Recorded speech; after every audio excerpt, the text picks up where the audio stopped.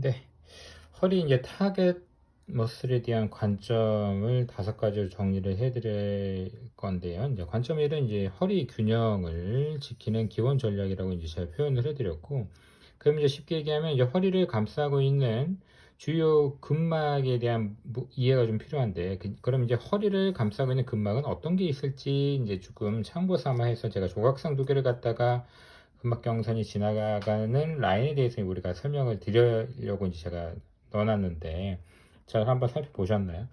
그럼 보면 이제 구조적인 부분을 먼저 이해하기 전에 이제 근막이라는 애의 이제 조금 역할을 좀 제대로 학습하는 게 좀 중요한 부분이에요. 그러니까 우리가 뭐 학부 때는 근육이 우리 몸의 이제 움직임을 그냥 모든 것을 주관한다라고만 생각을 하는데, 우리 몸이 사실은 이제 근육이 움직이는 게 아니고 근막이 움직인다고 좀 생각을 해보면 좋을 것 같아요. 그래서 근막에 대한 전체적인 움직임이 정상화될 때 우리가 움직임이 좀 더 자유롭게 사용되어질 수 있구나라고 이해를 해보면 될 것 같고요.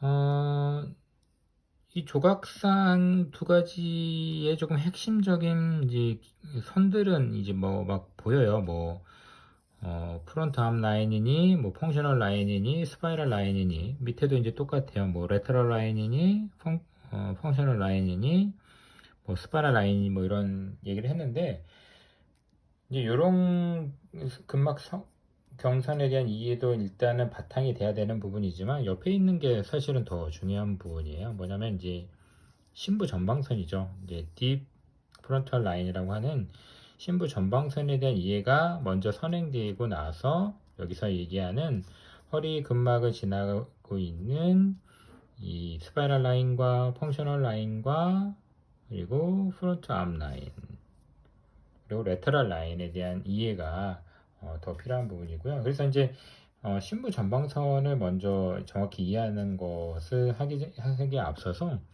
이제 우리 몸이 이제 근막으로 이제 감싸져 있다라고 제가 표현을 하고 있는데, 그러면 이제 이 근막은 뭘 감싸냐면 이 근육을 이제 감싸고 있는 이중주머니다라는 겁니다. 그래서 왜 이중주머니라고 할까요? 라고 이제 제가 질문을 드렸는데, 그러니까 신께서 우리 몸을 갖다가 이중막으로 중요한 기능을 갖고 있는 애들은 이제 보호하는 역할도 해주지만 네가 좋은 기능을 가지고 있어서 잘 사용될 수 있게끔 하나의 막이 아닌 이중막으로 만들어 놓으셨다라는 거죠. 그러니까 신의 고유한 영역이니까 뭐 함부로 제가 뭐 얘기할 수 있는 부분은 아니죠, 당연히. 그러니까 그만큼 이제 근막에 대한 부분은 근육을 이해하는 것보다 훨씬 더 중요하다라는 얘기고, 근막을 이해하려면 근막이 왜 단단해질까? 그리고 근막이 만약에 그러니까 점탄성을 잃어버리면 왜 그 기능을 잃어버리고 섬유화가 진행되면서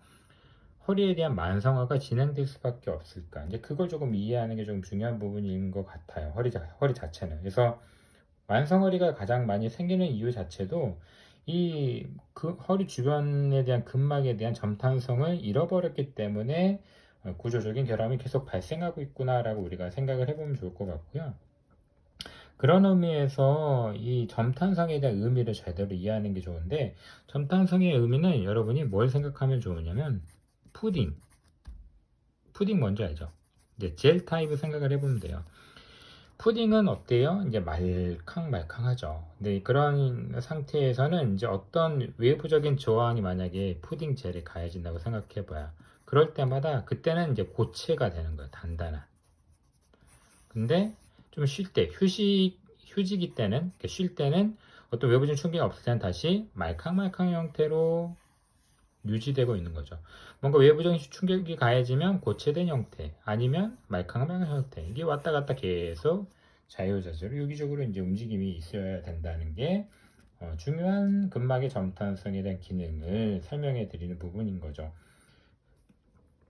그 다음에 이제 중요한 것은 이제 허리에 대한 관점인데, 그냥 단순히 이제 뭐 어떤 동작을 하지 마라, 뭐 허리를 뭐 구부리지 마라, 허리를 펴지 마라, 뭐 이런 거보다는 이제 일정한 뭐 손상이 만약에 있었다면 허리 부분에 염증기를 보통 며칠이냐면 이 7일 이내에 다 끝나야 돼요. 그래서 7일 이내에 일어나는 상황에서는 조금 조심은 해야 되겠죠. 움직임 자체를. 그리고 나서 이제 조금 바로 움직이게끔 가이드하는 게 중요한 거고, 무조건 멈춰라, 움직임 하지 마라, 이거는 좀 맞지 않는 표현인 것 같고요. 그래서 이제 움직이고 이제 염증기를 지난 이후에 지속해서 이제 단계별 전략을 생각하는 이제 점진적인 이제 뭐 가동 훈련을 통해서 우리가 허리에 대한 관절을 지키는 운동이 좀 필요한 부분이 요 가장 중요한 관점이라고 생각이 들고요.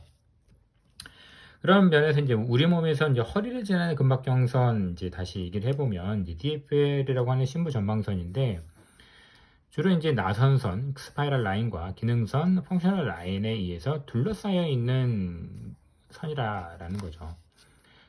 그러니까 이제 심부 전방선을 이해하면 이 선들이 안정화가 되었을 때 먼저 가장 중요한 근막선에 대한 기능을 먼저 우리가 이해한다라고 보시면 되고, 기능을 좀 살펴볼까요? 먼저 심부 전방선을 갖다가 이 자세적인 기능을 갖고 있고 또 인체를 지지하는 역할을 하는 중요한 역할을 하고 있는데, 제가 이제 5가지 정리를 해드렸죠.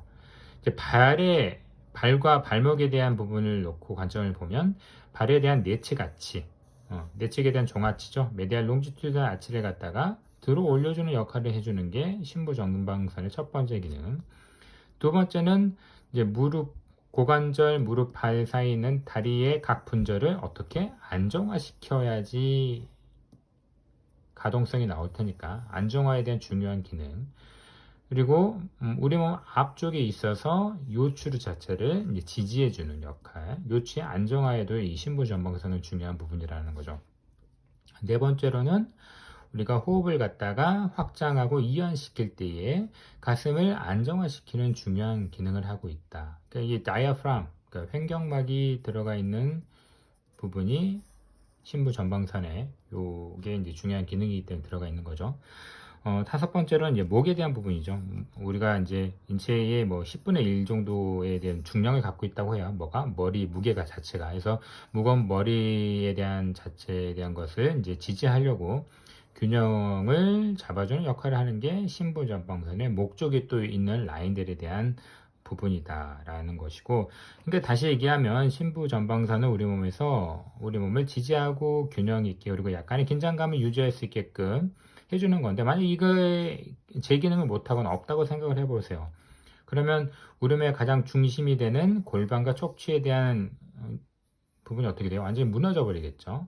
그리고 나서 모든 그러니까 다른 심부 전방선을 제외한 다른 선들에 대한 기초 치료의 의미가 없어져 버려요. 그러니까 다른 선들을 아무리 잘 치료를 한다 그래도 이 심부 전방선에 대한 제대로 된 이해가 없다면 사실은 이제 허리뿐만 아니라 모든 구조적인 부분을 해결하는 데 있어서 근본적인 치료는 어려운 부분이다라고 이런 관점도 설명을 드려봅니다.